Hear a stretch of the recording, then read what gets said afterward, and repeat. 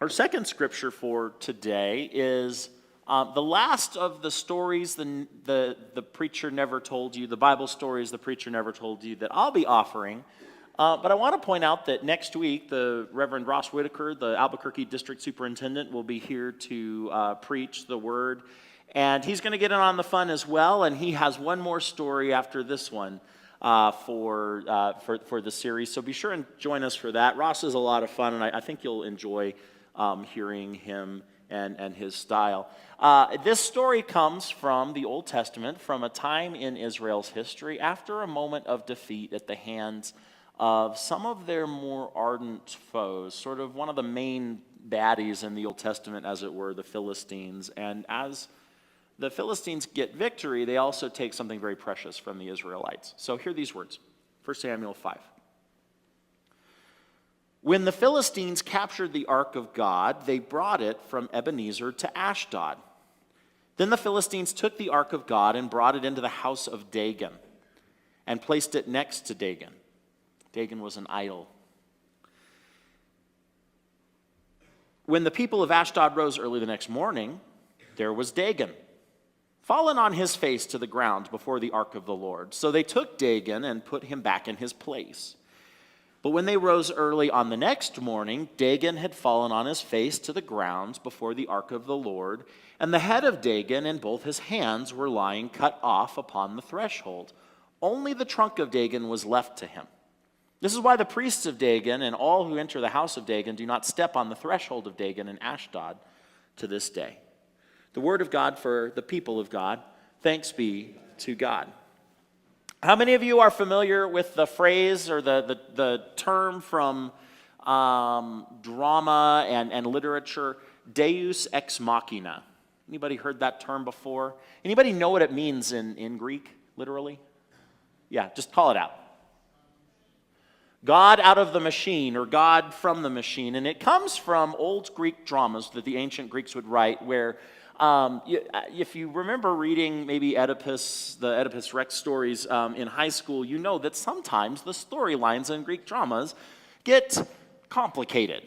And sometimes so complicated that the playwrights, they would just realize there came this point that they were not going to untie that knot. It was too knotted up, it was too complicated. So what they would do is they would resolve the play by having one of the actors dress as a god with a mask and maybe a gown or something, and they would tie them into a harness and literally lower a god from the machine. A machine would lower them onto the stage, and the god or goddess, they would come forward and they would say, you two characters, you need to stop doing this, or you two, you need to cut it out, or we're going to do it this way and it's going to fix everything. And that it was sort of an artificial outside force that would step into the play and resolve the conflict or the problem that was the centerpiece of the play.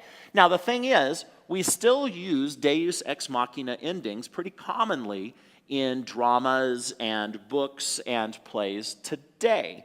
Anytime an outside force sort of just steps in and fixes everything, that's Deus ex machina. So, for example, I grew up reading the Lord of the Rings books. I grew up reading them before it was cool, before the movie. It was never cool, and it still isn't. But before the movies, reading the books. And in the Lord of the Rings trilogy, we know that at the end, Sam and Frodo, they finally make it to Mount Doom. And after there's a little bit of a kerfuffle, but finally the ring of power is thrown into Mount Doom, and it's a volcano, and that power is unleashed. And the volcano explodes, they flee for their lives, and they find themselves on this island in a river of lava that is pouring down the volcano. Now, this was a problem for J.R.R. Tolkien, because how do you get them off that lava river without them being cooked? Anybody know how they do it?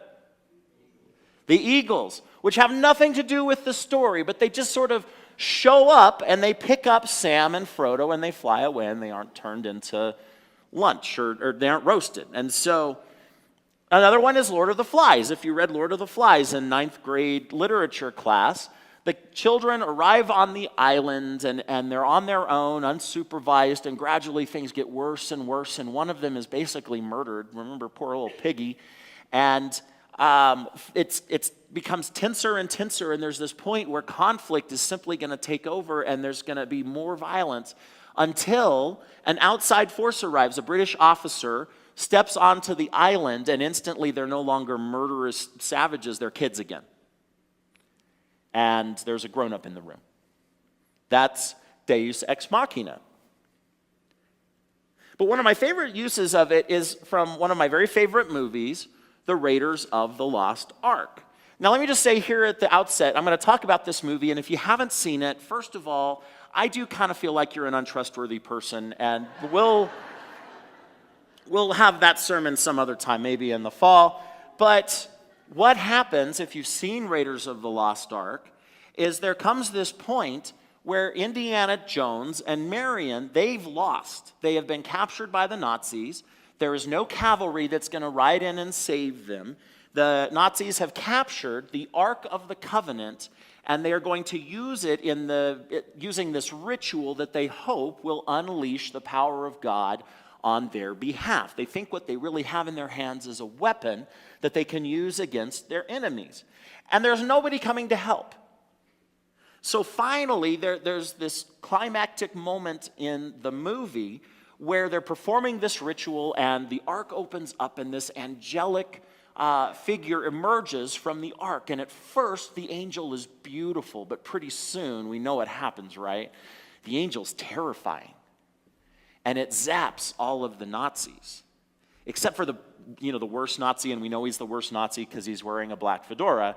And that Nazi, he gets a special fate where his face sort of melts like a crayon in the oven, which is why we're not going to show that movie here in church today. But Indiana Jones and Marion, they're spared from that horrible fate because they keep their eyes closed. I don't know how that works, but we're going to give them that. Moral of the story, don't mess with God's stuff. And if you're around people who are messing with God's stuff, then keep your eyes closed. I don't know. It's a very literal Deus Ex Machina ending, though, isn't it? Because out of this device, God emerges, and it's powerful and even a little bit scary. Now, the thing is, the Ark of the Covenant was not just something that was made up for a cheesy 80s adventure movie. The Ark of the Covenant was a real thing. And in some of the earliest written portions of the Old Testament, it talks about the ark, that it was this vessel that was sort of like a reliquary, a collection of some of Israel's ancient, most treasured artifacts, most notably the original Ten Commandments, or at least the second version that Moses didn't smash. But more than that, it was important because in the memory of Israel, it was the object where you came closest to a close, visceral experience of God's presence. To go face to face with the ark was to be as close to face with God as you're going to get in this lifetime. In fact, in Chronicles, in 1 Chronicles, King David, he's talking about the ark, and he describes it as God's footstool, almost as if God sits on a throne up in the heavens, but his feet rest on the ark. So it was this entry point between the divine and the world around us that we know. And it was housed in the tabernacle, this great tent in which the Israelites worshipped, and it was carried very frequently by the Israelites into battle because it was a source of power. When you read the Old Testament, it describes the ark thundering with the power of God, and it would spook the enemy armies and sort of turn them into confusion.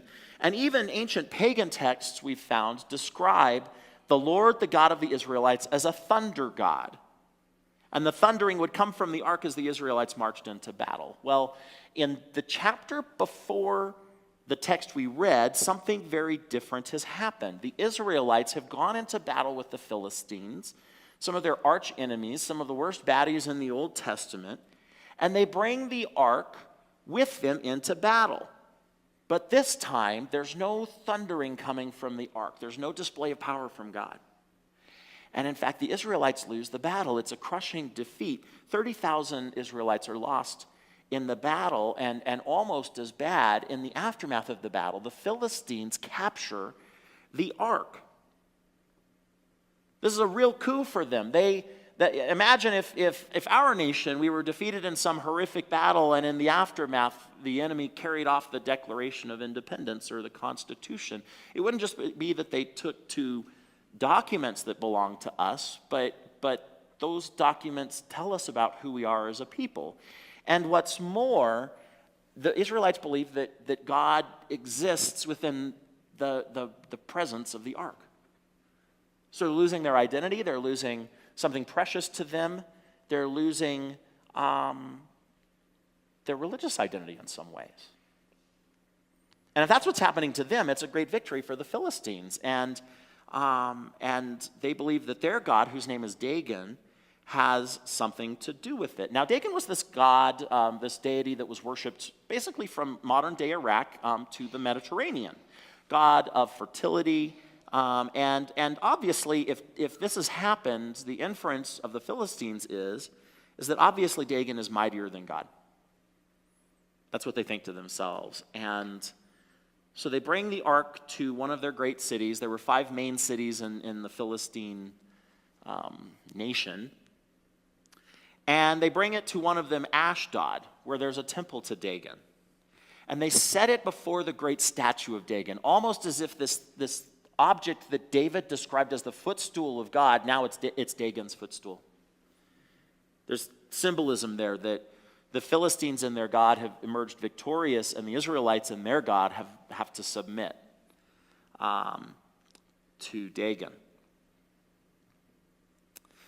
But it's been a busy few days, and they're tired, and they go to bed.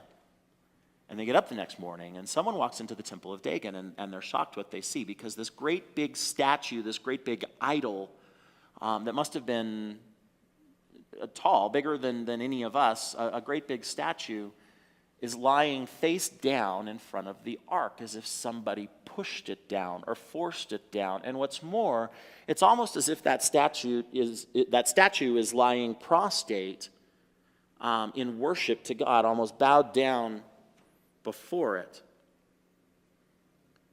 Well, that is weird because it's a big, heavy stone statue. It must weigh hundreds of tons. The breeze didn't knock it over.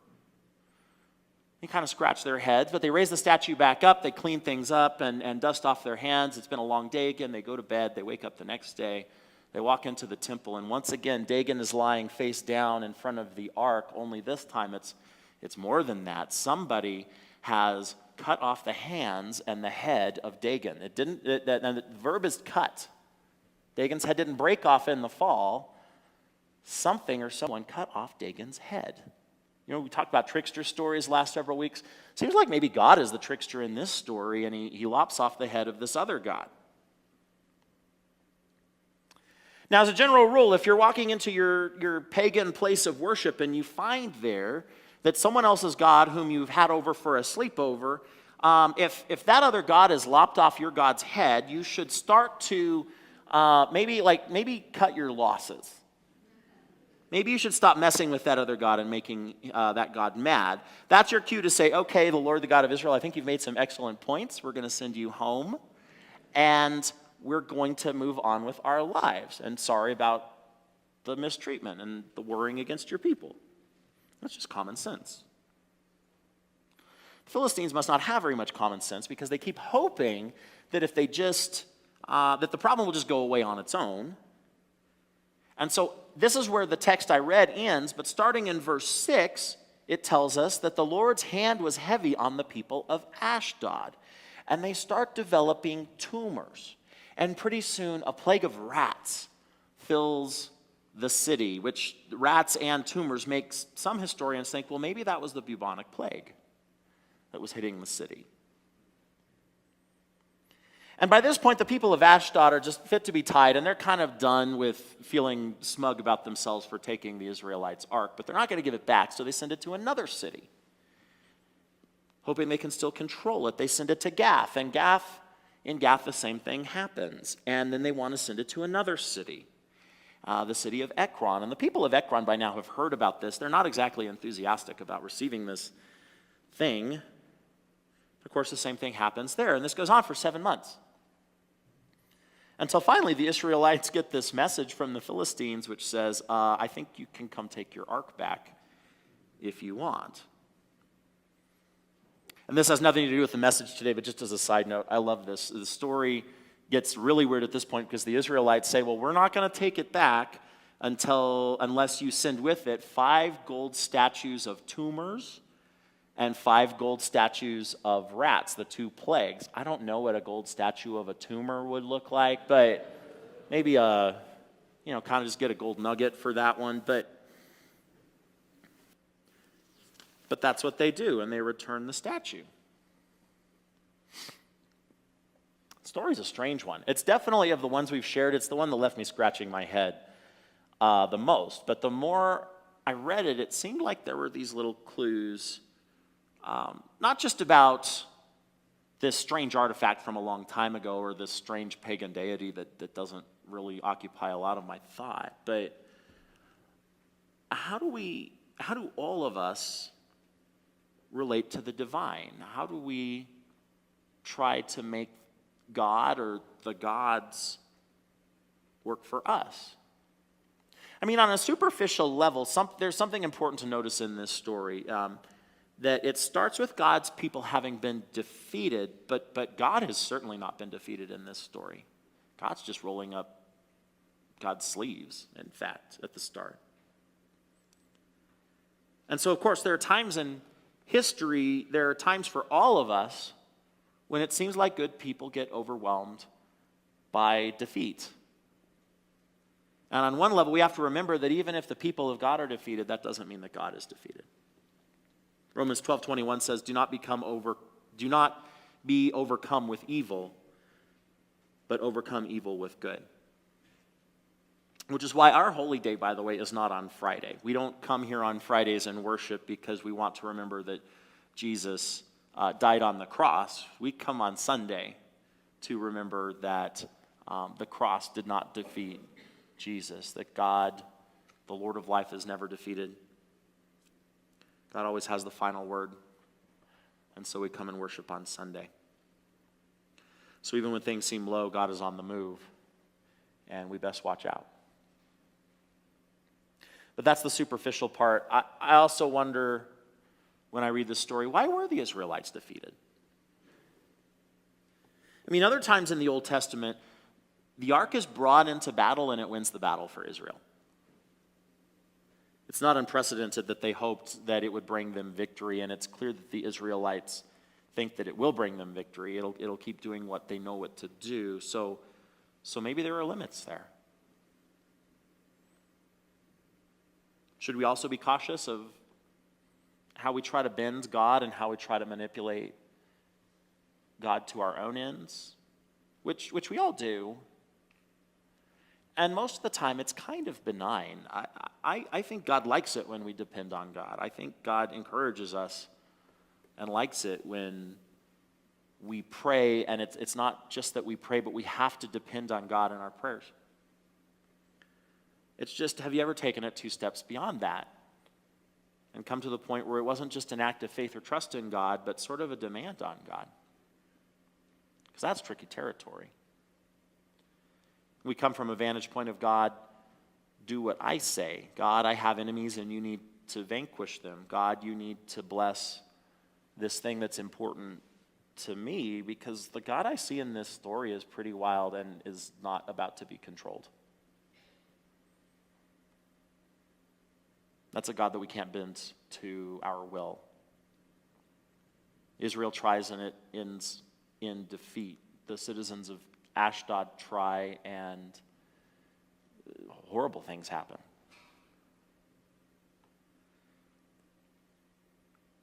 Because the truth is, we all like a little bit of convenient idol worship in our lives.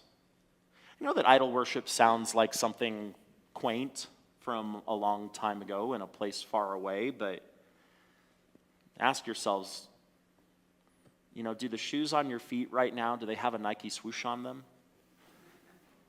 Did you buy those shoes because they just happen to be the best equipment and best footwear? Or was there a multi-billion-dollar advertising campaign that convinced all of us that if you have a swoosh on your feet, it's not just that they're good shoes or that you're athletic, but you're a champion. A lot of time was spent on that. I remember 10, 15 years ago, we remember when people used to line the block and camp overnight to get the new iPhone? That's an act of worship right there. That's not just, I want a slightly upgraded phone. That's worship. You're worshiping a thing that somebody made. That's exactly what idol worship is. And those are little examples. I was thinking, partly because we're leaving on the youth mission trip this coming Saturday, but there's a trip that I led when I was a youth director about almost 20 years ago now. We took the kids to San Antonio, and we knew what kind of work we were doing when we pulled up to Travis Park United Methodist Church in downtown San Antonio, historic church, at about 11 o'clock at night, and circling the church were people sleeping. Because in downtown San Antonio, the business owners would chase the homeless away from their businesses, but Travis Park was a place of refuge. And we spent that week at Travis Park serving street people who lived on the streets, providing not just food, but helping doctors and things with healthcare and things like that. But what made me think of it was sort of a little side story we experienced there, because our youth that week slept in one of the chapels of Travis Park. And we slept on the pews, which some of you guys do sometimes on Sundays too, so don't get too judgy. But we slept in the pews of that chapel, and it was named the Judge Macon Chapel after Judge Macon, who was a prominent member of that church. And in fact, it was, as you can imagine, was a judge in his career. And in the early 60s, donated the money to have that chapel built for Travis Park. And when they built it, they put a big bronze plaque on the front of it that said the Judge Macon Chapel, which was fine until Judge Macon died in 1972, and in the course of his death, it slowly came out to the community that Judge Macon was also in addition to being a United Methodist layperson and devotee, was also the Grand Dragon of the Ku Klux Klan in San Antonio.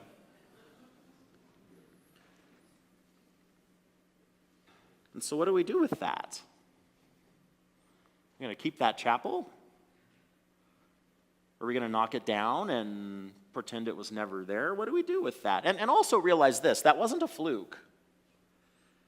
It wasn't some accident that a Klansman could be a church member, and a good church member, because at various points in our history, let's just own this, we've bent the gospel around in the American church for generations to prop up the idea that God kind of just likes one race better than others and holds them a little closer. There were Methodists and other Protestants that believed and preached just that kind of gospel to make it seem plausible, and warped the message of God to fit an idol that they already held dear. That's part of our history. Well, so here's how that story ends. Cecil Williams, prominent United Methodist pastor, was the first in the first class of African Americans to graduate from my seminary after it was desegregated in the late 50s. Cecil Williams, who founded Glide Church in San Francisco, this gigantic church that serves all manner of people in downtown San Francisco, he was coming to Travis Park. How do you do that when there's this chapel there, and it's named after someone who stands against everything that Cecil Williams stands for? Church council meetings were held. An emergency meeting of the trustees was called. The pastor consulted with the bishop. No one could think of a solution, until finally an associate pastor there pulled the plaque off of the wall himself without consulting the trustees. I know, heresy, right? And took it to a metalsmith that he knew and had it melted down into a communion set. And that communion set was first used by Cecil Williams when he preached there that following week as a symbol of reconciliation. Sometimes the best thing that God can do is smash some of our idols and smash them real good and hard. We need that. I need that. I need it pretty regularly. I think about that sometimes in pivotal moments or appropriate moments. You know, it was 4th of July this week, and it's time to celebrate our country's birthday and to, read the Declaration of Independence and talk about what makes us us. But I always think about the French writer nobleman Alexis de Tocqueville, who wrote the famous volume Democracy in America. He traveled around America and sort of fell in love with it early on in our history. And Democracy in America is this book about what makes America beautiful. And in a separate letter to a friend, back in France, he wrote this. He said, "I sought for the greatness of the United States in her commodious harbors, her ample rivers, her fertile fields and boundless forests. And they were great, but it wasn't there.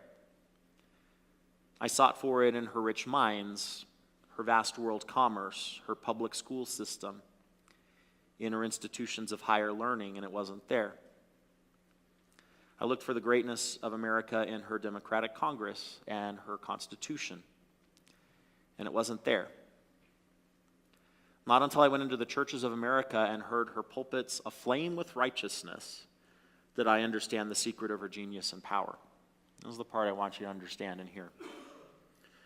America is great because America is good. And if America ever ceases to be good, America will cease to be great. So I don't know that it matters how powerful our armies are. I don't know that it matters how much wealth we amass or what our influence as a nation is or our alliances. What'll make us or break us like an idol is the goodness, the decency, the love of neighbor as it exists here or doesn't exist. And yes, we live that goodness out in a highly imperfect way, but it's there. Some of y'all will come Tuesday morning and make pies. And I know it's not because pies are some integral part of our spirituality, although we're Methodists and there's a case to be made there. But you do it because it'll raise a little bit of money for our community, where there's a lot of need in our community. So you'll come and make pies. You're not curing cancer, but you'll raise some money for something important.